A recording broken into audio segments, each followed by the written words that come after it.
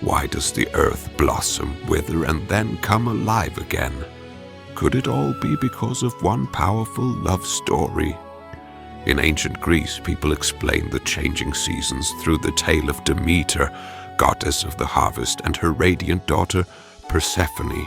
Demeter was the deity who coaxed wheat from the soil and brought fruit to the trees. Persephone, also called Kore, or the maiden, embodied the freshness of spring. Their bond was unbreakable. Mother and daughter tended the fields together and delighted in the bounty of the earth. But the world's cycles would soon mirror their separation and reunion. One day, Persephone wandered through a meadow carpeted with violets, daffodils, and lilies. Birds sang overhead, and the air was sweet with the scent of blossoms. Suddenly, the ground trembled and cracked open. From the chasm surged a black chariot drawn by deathless horses. At the reins stood Hades, lord of the underworld. Hades had long watched Persephone and desired her as his queen. With Zeus's secret permission, he seized her, lifting the startled girl into his chariot. The earth closed over them, leaving behind scattered flowers and a silence that no one in the meadow could explain.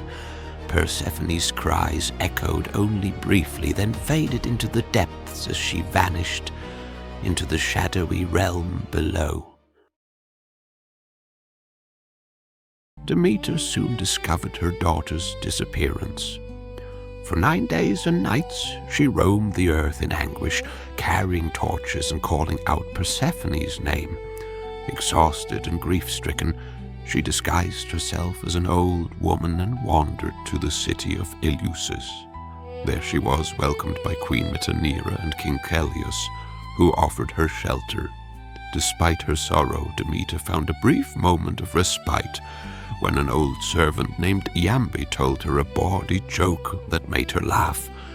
To repay their kindness, Demeter nursed the royal infant Demophon, attempting to burn away his mortality so he might live forever. Metaneira interrupted the ritual and panicked at the sight of her child in the fire, forcing Demeter to abandon the transformation. Although angered, Demeter revealed her divine identity to the people of Eleusis and taught them the secrets of agriculture, instructing their prince Triptolemus to spread this knowledge. She also ordered them to build a great temple in her honor and promised to show them sacred rites that would ensure prosperity, a promise that gave rise to the Eleusinian Mysteries, rituals celebrating Persephone's return. After leaving Eleusis, Demeter continued her search. The torch-bearing goddess Hecate suggested she speak with Helios, the sun god who sees everything that happens on Earth. Helios revealed that Hades had taken Persephone with Zeus's consent. Hearing this, Demeter's grief turned to fury. She refused to return to Olympus and vowed to make the earth barren until her daughter was restored. The land dried up, crops failed, humans and animals began to starve. Zeus tried to placate Demeter with gifts and promises, but nothing could ease her sorrow. Finally, recognizing that famine threatened the very survival of humankind and the god's own source of worship, Zeus took action. Zeus sent Hermes, the swift messenger, to the underworld to retrieve Persephone. Hermes descended into the gloom and found Persephone seated beside Hades, homesick and pale.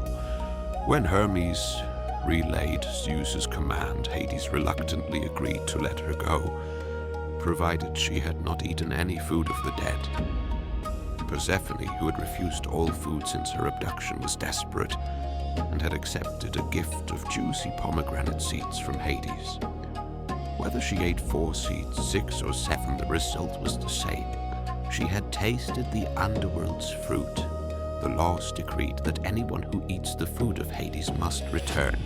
As Hermes led Persephone back toward the surface, you might imagine a scene of gentle humor. Hermes plays mediator between a scowling Hades insisting on his bride, a tearful Demeter clutching her daughter, and Zeus attempting to keep order amid divine squabbling. When Persephone emerged from the underworld, Demeter's joy was boundless. Flowers burst through the soil, trees budded, and warmth returned to the air.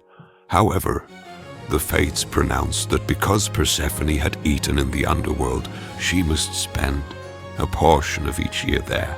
After much negotiation, Hermes starting between a stern Hades and a sorrowful Demeter, a compromise was reached. Persephone would live with Hades for part of the year and with Demeter for the rest. Each year when Persephone descends to the underworld, Demeter mourns. The leaves turn gold and fall, the fields lie bare, and the world grows cold. This is autumn and winter. When Persephone returns, Demeter rejoices and covers the earth in green. This is spring and summer. Thus the myth explains the cyclical nature of the seasons as the earth shares in the separation and reunion of mother and daughter. If you're enjoying this journey through ancient myth, take a moment to like the video and subscribe. It helps the story reach more curious minds, and there's plenty more mythology to explore. The story of Demeter and Persephone became the foundation of the Eleusinian Mysteries, secret rituals held in Eleusis that promised initiates hope of a blessed afterlife. To the Greeks, the myth held deeper meanings. Like a buried seed, Persephone disappears into the earth only to rise again in her proper season.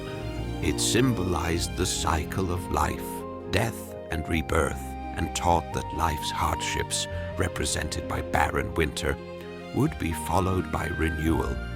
In modern times, we still see the myth's influence. Every autumn we bid farewell to warmth and growth, and every spring we celebrate the return of life. The tale also reminds us of resilience. Demeter's determination ensured her daughter's return and restored balance to the world.